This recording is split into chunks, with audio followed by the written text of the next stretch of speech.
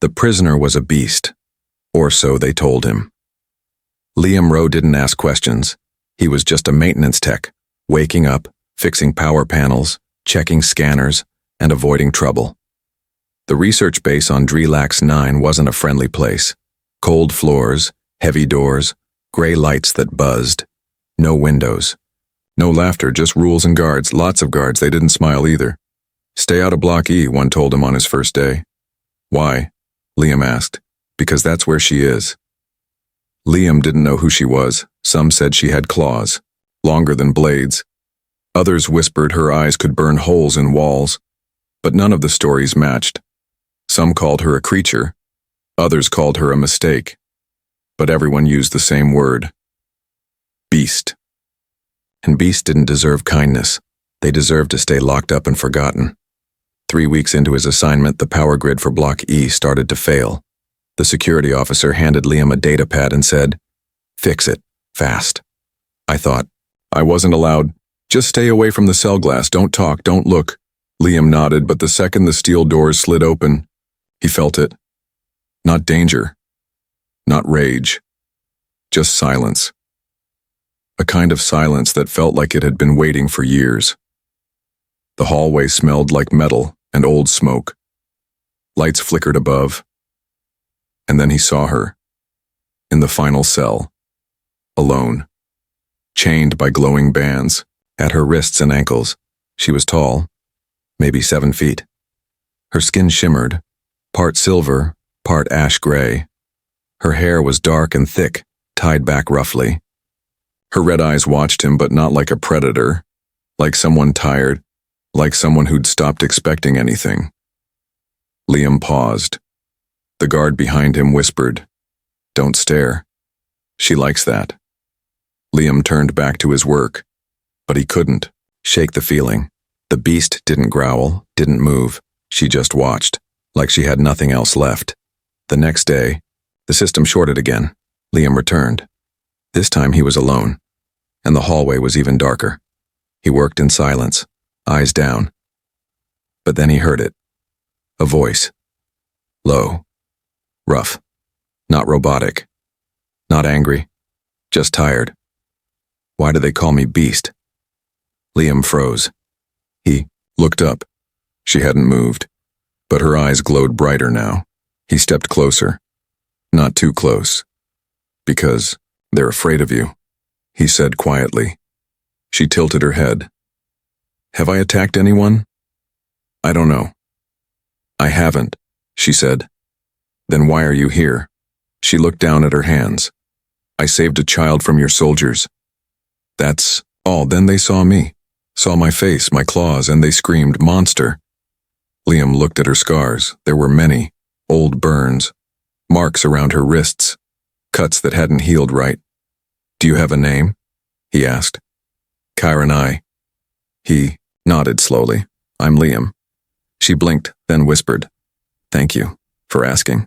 No one had asked her name in years. Later that night, Liam couldn't sleep. He kept thinking about her voice. About her eyes. She didn't speak like a killer. She didn't look like one either. The next day, he brought her a water pack. Guards weren't supposed to allow that, but he left it near the door when no one was watching. When he returned later, it was gone, but a mark had been scratched into the floor, a simple shape, a human sun, the symbol for peace in old Valari tongue. She was trying to speak his language, even while chained. 3 days later, it all changed. Liam walked into Block. Ian heard something strange, not silence but laughing, not from her, from a guard. He crept forward and saw it. A tall man in black armor stood outside Karanai's cell, holding a high-voltage prod.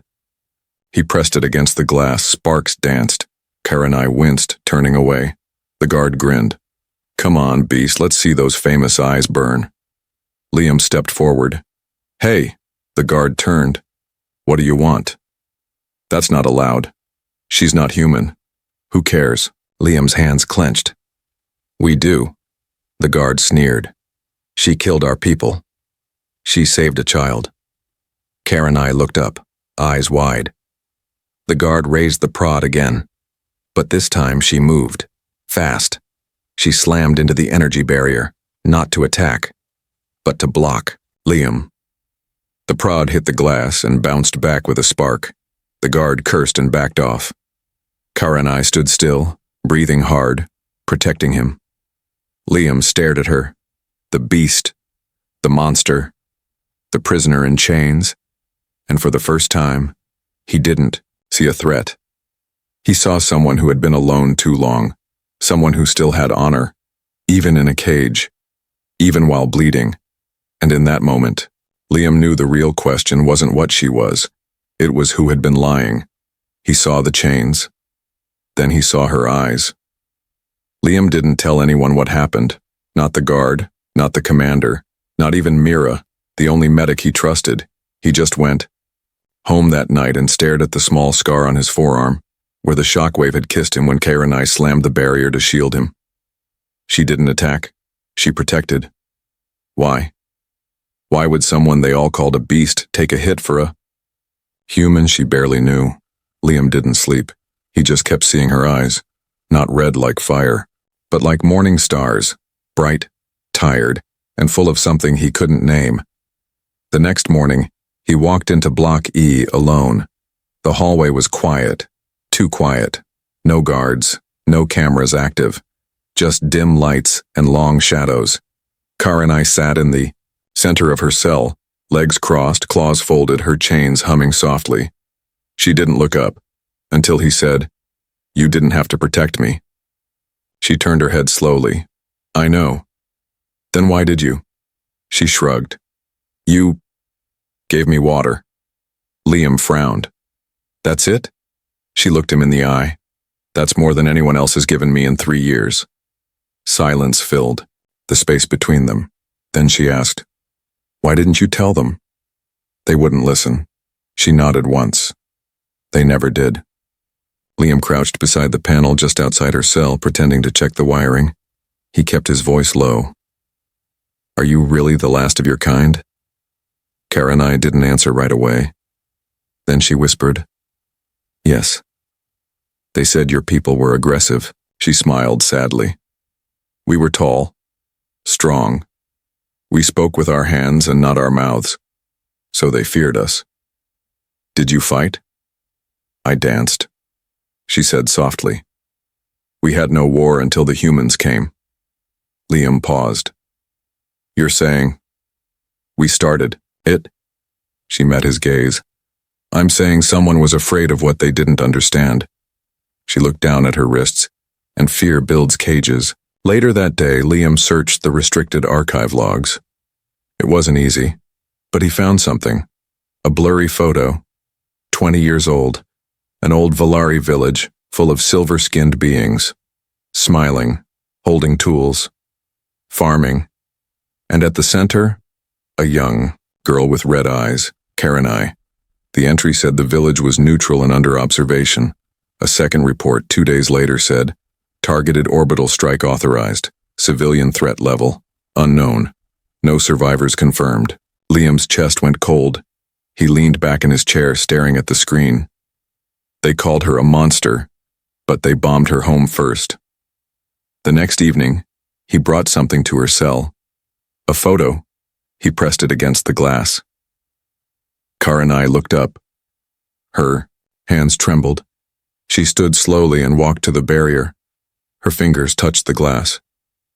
She stared at the image for a long time, then whispered one word. Mother. Liam's throat tightened. I didn't know. I hoped I'd never see it, she said. But part of me is glad you did.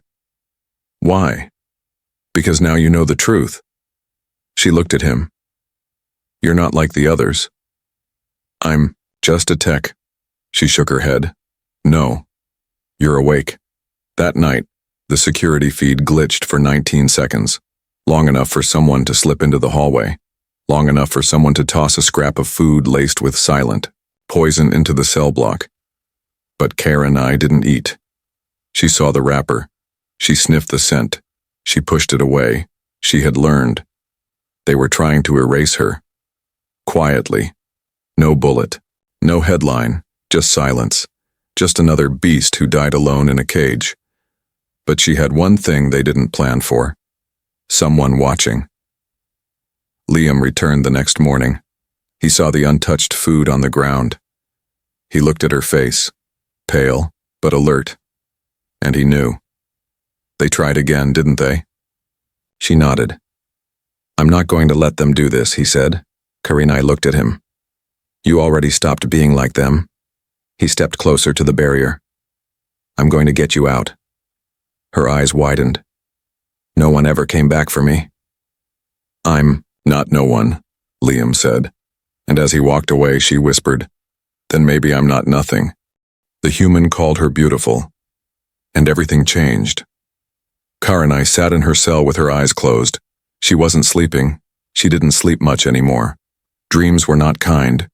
They brought back screams and smoke, the scent of fire, the sound of her brother's last breath. But this day was different, because she felt something new.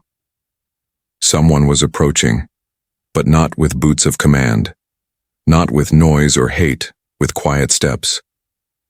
Only one human walked like that. Only one ever came without fear. Liam arrived holding a small box. Inside it, a mirror. Nothing fancy. Just a smooth, round piece of metal polished to a shine. Karenai looked confused. What is this? You've never seen your reflection? She shook her head. He held it up. She hesitated, then leaned in. Red eyes, long hair, marked skin, faint scars. A tired face carved by pain. She turned away. It's ugly. No, Liam said softly. It's not. She laughed, dry and bitter. I look like a nightmare. He leaned closer to the glass. You look like someone who survived one. Karenai didn't speak, he added. You're beautiful. Her breath caught. What did you say? He blinked. I said you're beautiful. She looked at him, sharp, stunned. Why would you say that? Because it's true. She stepped back. Humans don't call beasts beautiful. I'm not calling a beast anything, he said. I'm calling you that. Karenai. She was silent, then whispered, No one has ever said that to me. Liam smiled softly. Then I'm glad I was the first. That night, Karenai touched her own face in the dark, not to hate it, not to curse it, but to understand it. The way he looked at her stayed in her mind like a song, and for the first time in years, she didn't feel like a prisoner, she felt seen. The next morning, Liam brought her a datapad. It was basic, no outside connection, just language files and old Earth books. He passed it through the small box at the base of the glass wall. Thought you might want to read something. She took it with careful fingers. Why are you being kind to me? He shrugged. Because you've been alone too long, and because kindness is free. She smiled. A real one this time. It made Liam's heart skip. For the next few days, they talked more. About Earth. About her home before the war.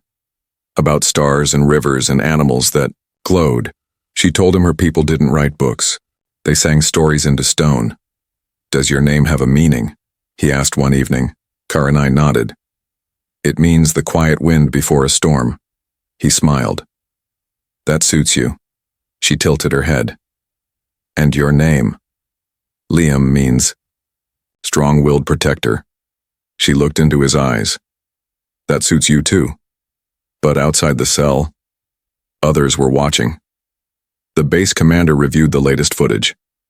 Why is the engineer visiting her again? She talks to him. The security officer said. No one else. The commander narrowed his eyes. Does he know what she is? She's a prisoner. The commander looked at the screen where Karenai laughed quietly at something Liam said. No, he said darkly. She's a weapon, and that human fool is falling under her spell. Back in the cell hallway, Karenai sat quietly with her. Datapad Liam leaned against the wall beside her barrier. I have a question, she said softly. Okay, when you said I was beautiful, did you mean only my face? He blinked. No. Then, what? He thought for a second. Then said, You're beautiful because even in chains, you choose peace. Because you protect, even when no one protects you. Because after everything, you still smile. Karenai turned her face to hide it, but he saw the tear anyway, not from pain, from healing. Something long forgotten was waking up inside her, something human. That night, she slept for the first time without fear, not because the chains were gone, but because someone finally saw more than what she was. He saw who she was. She was ordered to die. He chose to set her free. The order came in the morning, cold, simple, final. Subject Karenai, scheduled for disposal, Euro 600, no delay, no audience, no trial, no reason, just a quiet deletion, like deleting a file, or wiping away a mistake. Liam saw the message while running diagnostics on the command feed. His hands froze. Over the screen. He read it again. Then again. They were going to kill her. Not because she was dangerous, but because she had become visible. Because she had started to matter. Because someone had started to care. Because he did. Liam didn't speak to anyone that day. Not during meals. Not during repair checks. Not even when Mira asked him why he looked like someone who'd seen a ghost. Because he had. And her name was Karenai. At 200 hours, Liam stood outside Block EA. Quiet satchel rested on his shoulder, small tools, 2 stolen keycards, and a battery jammer. His heart pounded in his chest like a war drum. But his hands didn't shake. Not tonight. He walked down the hall. No guards. He had timed the shift swap perfectly. The door to Karenai's cell blinked red. Locked. But not for long. He pulled out the jammer. The door clicked, slid open, and for the first time since her capture, Karenai stepped out of her cage. She didn't speak right away, just stood there. Tall, still, unsure. Liam handed her a cloak and whispered, "Come with me. Now." She blinked. "Why?" "Because you're scheduled to die in 4 hours." Her breath caught. He saw the fire return to her eyes. But not rage. Focus. She nodded once. "I'm ready." They moved through the maintenance shafts. Liam knew the path. Back halls, forgotten vents, pipes he had cleaned, fixed, memorized. No alarms. Not yet. Karenai moved behind him like a shadow. Silent. Watching. Guarding him as he had guarded her. They reached the launch bay's old subdeck. 1 escape pod. Not registered. Not tracked. Stolen years ago by smugglers, but Liam had repaired it in secret. 1 last shot at freedom. He opened the hatch and waved her in, but just as she stepped forward, sirens exploded, red lights, lockdowns, heavy doors began to seal. They found us, Liam shouted. "Go," Karenai said. "No," he snapped. "Not without you." They ran, down the corridor, footsteps behind them, voices yelling. "Prisoner loose. Engineer is compromised. Lethal force authorized." A drone turned the corner ahead. Karenai pushed Liam aside and took the blast to her side. She fell, gritting her teeth, growling. Liam pulled her up. "Are you hit?" "I'm fine." Blood ran down her ribs, but she didn't stop. She ran, for the first time, not away from death, but toward life. They reached the pod. Liam slammed the door shut. Lasers hit the outer shell. The walls shook. Karenai fell into the co-pilot chair, clutching her side. Liam powered the engine. "Hold on," he shouted. "Where are we going?" she asked. "I don't know." She laughed, softly, even through the pain. "I don't care." He hit the thrusters. The pod shot into space, fast, low, and out of radar. They vanished from Drelax 9 like a star falling from the sky. Hours passed. Inside the pod, Liam bandaged her wound using stolen medical tape. Karenai leaned back, breathing. Slowly. "You shouldn't have done this," she whispered. "You'd be dead if I hadn't." "I was already dead," she said. "Until you saw me." He looked at her and quietly said, "You weren't a prisoner to me. You were a person worth saving." She reached up and touched the side of his face. "Then let me protect you now." He frowned. "From what?" "From thinking you did this alone." She smiled, wounded but proud. "We ran together. That means we survived together." Liam exhaled and leaned against the wall. His hands were shaking now, but her voice steadied him, and her eyes, still glowing, still fierce, told him one thing. This wasn't the end. This was the beginning of truth, of rebellion, of them. They called her a monster, but she shielded him from fire. The stolen escape pod rattled as it drifted through a dust belt. Outside the small windows, glowing rocks floated in silence. Inside, it wasn't much better. Wires sparked. The oxygen gauge blinked red. The navigation system was down. Liam held a small welding tool, fixing what he could. Karenai lay across the metal floor, her side still bleeding. She tried not to show the pain, but he could see it. "You need rest," he said. "I need you to finish the fuel line," she replied. He smiled faintly. Even wounded, she still worried about him. 2 hours later, they finally landed. A dead station.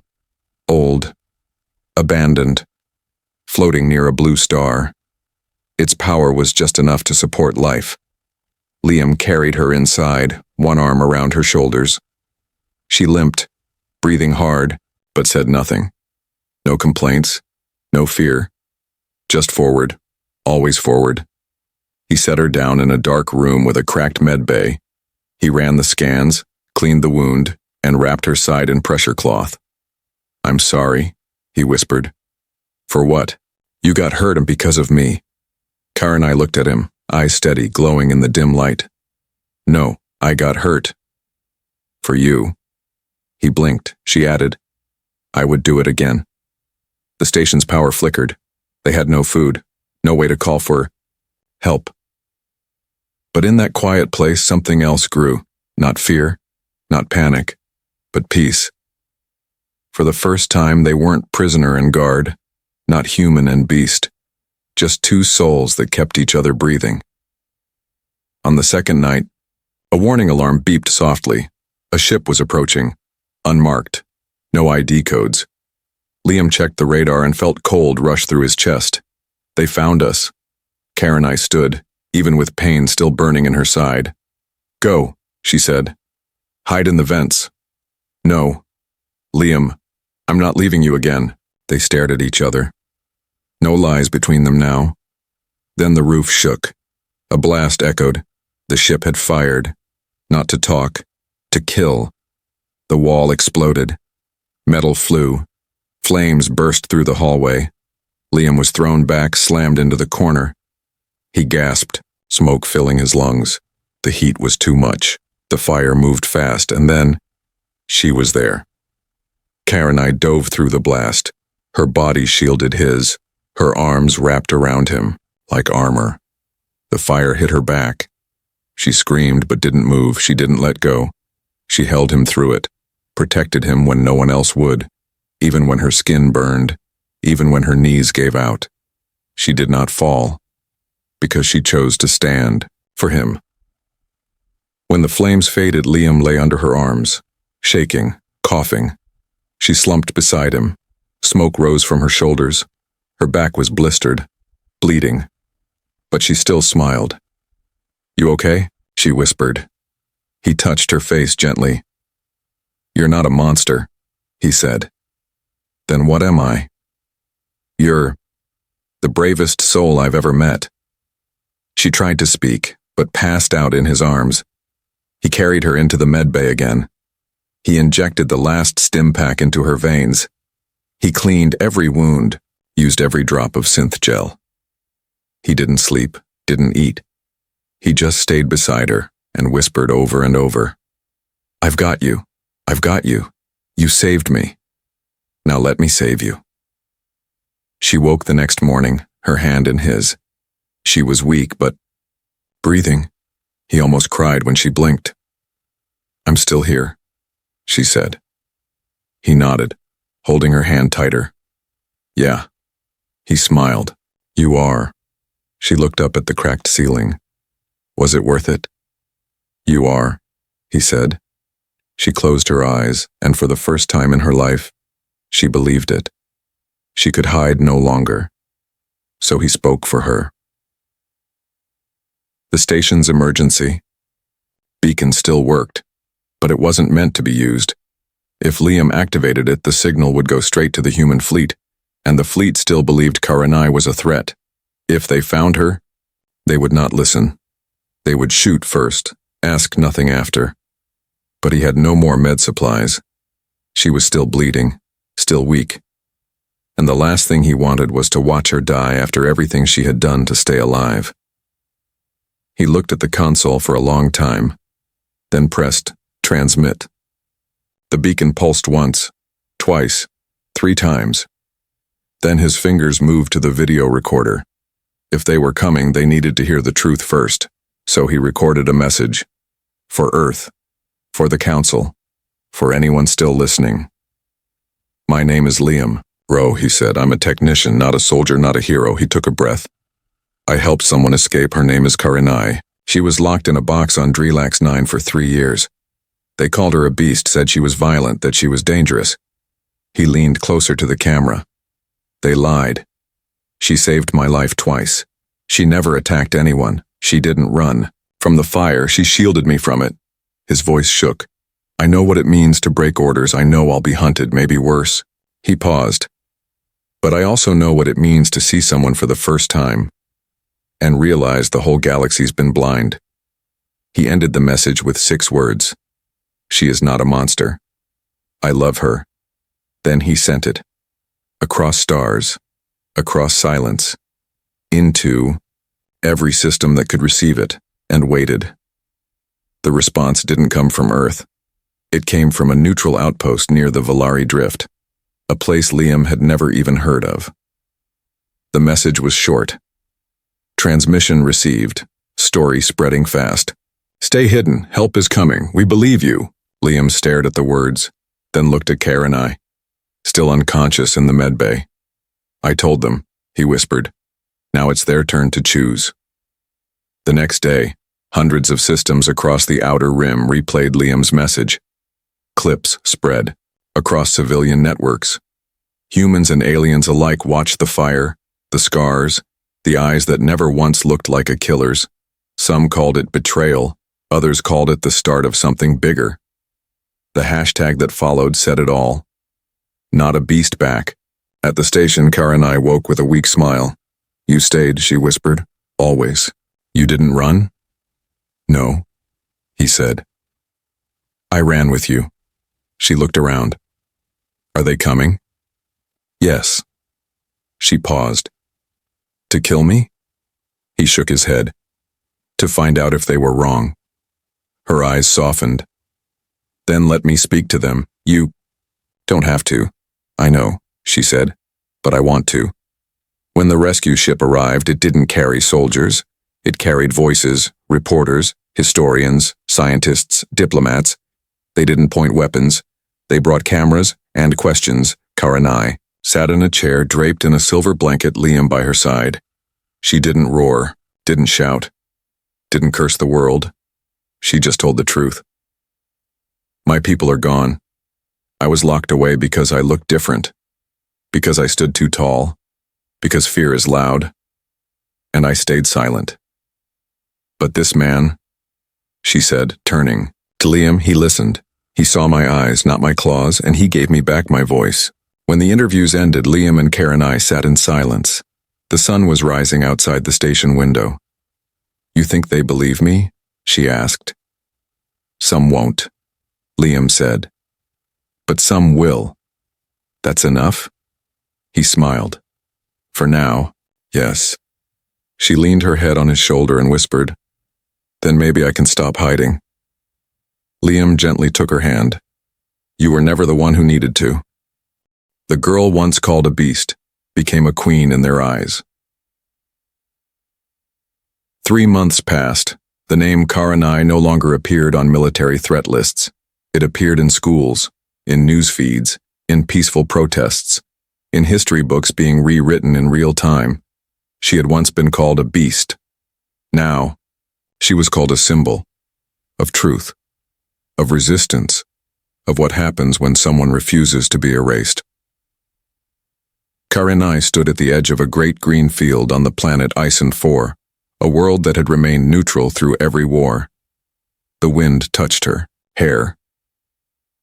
Children played nearby, and beside her stood Liam, his arm gently around her waist as if he still couldn't believe she was real. She smiled at him, then looked to the crowd. Thousands of humans and aliens stood waiting, watching. A new council, formed by multiple species, had gathered to ask her one thing. Will you speak for those who have no voice? Karenai didn't wear armor. She wore white, not to rule, to heal. She stepped up to the podium. Her voice was calm, steady, strong. Once, I lived in chains, not just around my wrists, but around how the world saw me. She looked out at them, all. But I was saved, not by weapons, not by armies, but by a man who called me beautiful when all I saw was pain. She turned toward Liam. He didn't change what I was. He reminded me who I am. The crowd was silent. Then, someone clapped. Then another. Then all, and it didn't stop for a long time, because they saw her. Finally. Not as a beast, not as a prisoner, but as a queen in spirit. Later, she sat with Liam on the roof of the new Peace Center. The stars blinked overhead. The same stars she had stared at from behind glass. Now they were hers again. Liam leaned his head on hers. You did it, he whispered. No, she said. We did? He smiled. Think they'll really listen now? She nodded. Not all, but enough. Enough for what? For the next Karenai, she said softly. So she doesn't have to fight just to be seen. Liam turned to her. I still remember the first time I saw you. In the cell? She asked. He shook his head. No. The first time I really saw you was when you protected me from that fire. Not with strength, but with choice. She didn't reply, just took his hand, held it tight. In time, Karenai would be offered many things. A chair on the Galactic Council, a statue on Drelax 9, a holiday named in her honor. But she refused the throne. She didn't need it. She had already earned something far greater. A voice, a future, a love that proved monsters are made by fear and undone by truth. The last line of her memoir, written years later, read, I was once locked in a cage for how I looked, but a kind voice cracked the door, and love pushed it open. They called her a beast, but he called her beautiful, and that was enough to change everything.